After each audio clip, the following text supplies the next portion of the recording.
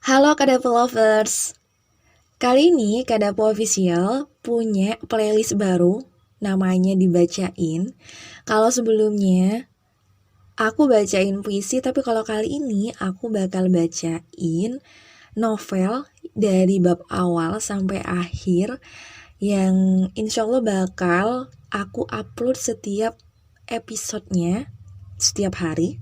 Dan aku berharap playlist Dibacain ini bisa kalian dengerin sebagai teman menjelang tidur, bisa jadi teman ngopi di pagi hari, bisa jadi teman selama perjalanan kalian pulang kerja, dan juga bisa jadi teman selama kalian benar-benar merasa kesepian.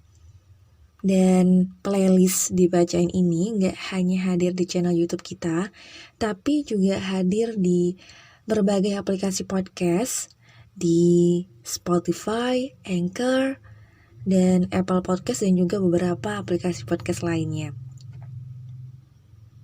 Dan untuk playlist Dibacain yang pertama di sini, aku akan bacain novel judulnya Dilan. Dia adalah Dilanku tahun 1990 yang ditulis oleh Pidi Baik. Dan aku bakal bacain dari bab awal. Milia Adnan Hussein 1990. Judulnya Aku. Namaku Milea. Milea Adnan Hussein. Jenis kelamin perempuan. Dan tadi baru selesai makan jeruk. Nama belakangku diambil dari nama ayahku. Seseorang yang aku kagumi, dan dia adalah prajurit TNI Angkatan Darat. Dia lahir di Batu Sangkar, Kabupaten Tanah Datar, Sumatera Barat. Ibuku namanya Marisa Kusumarini.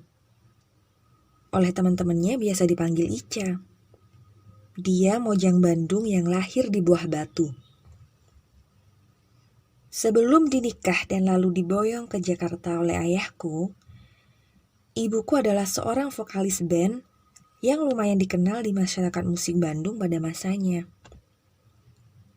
Ibuku, meski waktu itu masih remaja, tapi sudah bermain musik sama orang-orang yang sudah tua dan keren seperti Uwak Gito Rolis, Kang Deddy Stanza, juga dengan Kang Harry Rusli yang waktu itu bikin kelompok musik Gang of Harry Rusli. Dan kata ibu, mereka semua adalah gurunya. Menurutku, dia punya suara yang bagus. Sepanjang waktu selalu siap untuk nyanyi atau bersenandung di mana saja. Terutama di kamar mandi dan di dapur ketika masak. Dia juga suka bermain gitar sambil nyanyi di ruang tamu dan menyebut nama Bee Gees ketika aku tanya lagu siapa itu. Ini judulnya I Started a Joke, jawab ibu. Bagus, aku suka. Oleh dirinya, musik benar-benar menjadi bagian dari keluarga. Dan ayah mendukungnya dengan kekuatan militer. Aku merasa bersemangat tentang hal ini. Dia menyambut anak-anaknya kepada pengalaman seninya. Membantuku untuk melihat banyak hal dalam lebih dari satu sudut pandang. Menjadi terbuka untuk semua ekspresi. Ini menjadi hal penting untuk kau bisa memahami kepribadianku. Sejak kecil, aku tinggal di Jakarta, yaitu di daerah kawasan Selipi. Tahun 1990,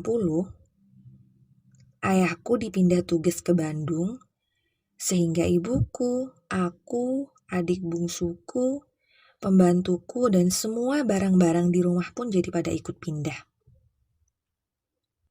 Rumahku yang di Buah Batu tepatnya di Jalan Banteng, adalah milik kakekku, Bapak Abidin, yaitu ayah dari ibuku. Tapi kakekku sudah meninggal pada bulan Mei tahun 1989.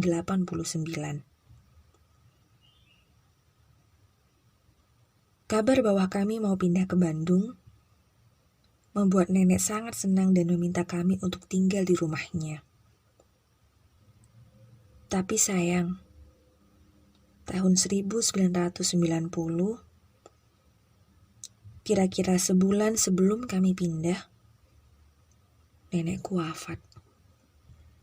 Rumah nenek yang berukuran tipe 70 itu kemudian jadi milik ibuku sepenuhnya, karena ibuku adalah anak tunggal. Ada halaman di depannya, meskipun ukurannya tidak luas, tapi cukup. Tempat tumbuh berbagai bunga dan satu pohon jambu, yaitu jambu batu, yang ibuku suka kesel kalau sudah mulai banyak ulatnya.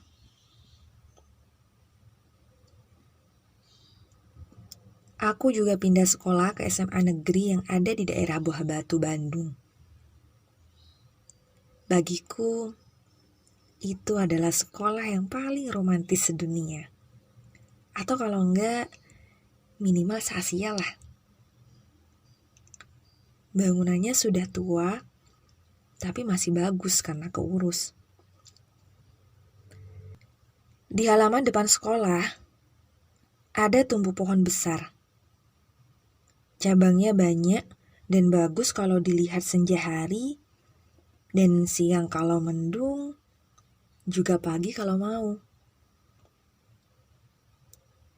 Sebagian orang percaya pohon itu berhantu, tapi aku nggak takut. Kecuali kalau harus tidur sendirian di situ malam hari.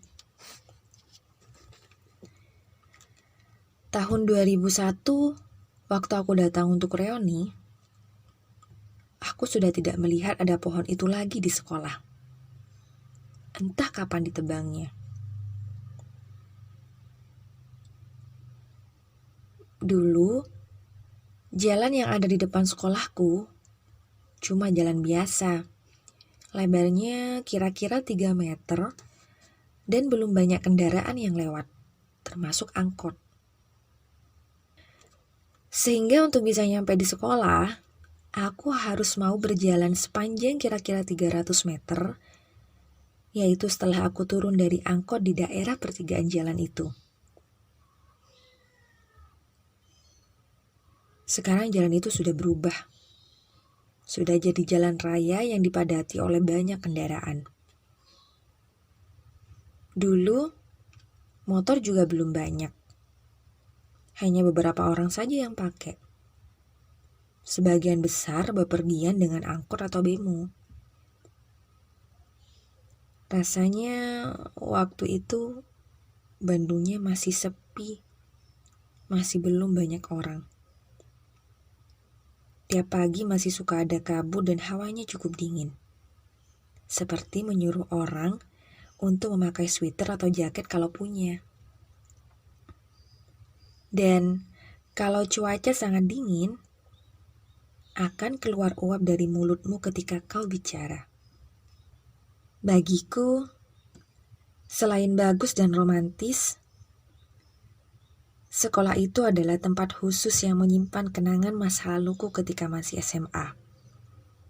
Ketika aku remaja dan pacaran, terutama menyangkut seseorang yang pernah bersamaku, yang pernah selalu mengisi hari-hariku.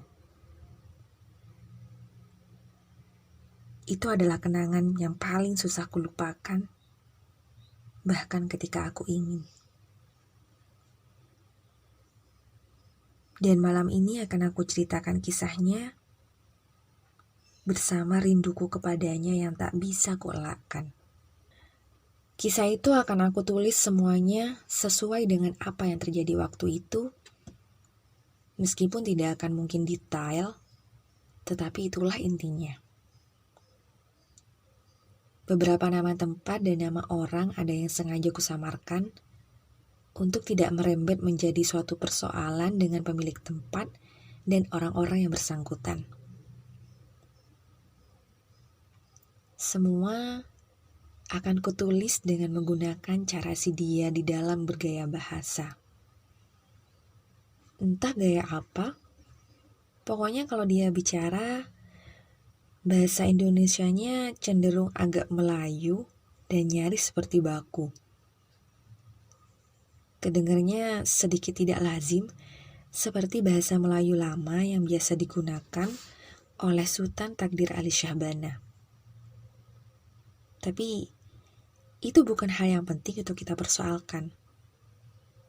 Ini cuma caraku saja untuk sekadar bisa mengenang khas dari dirinya.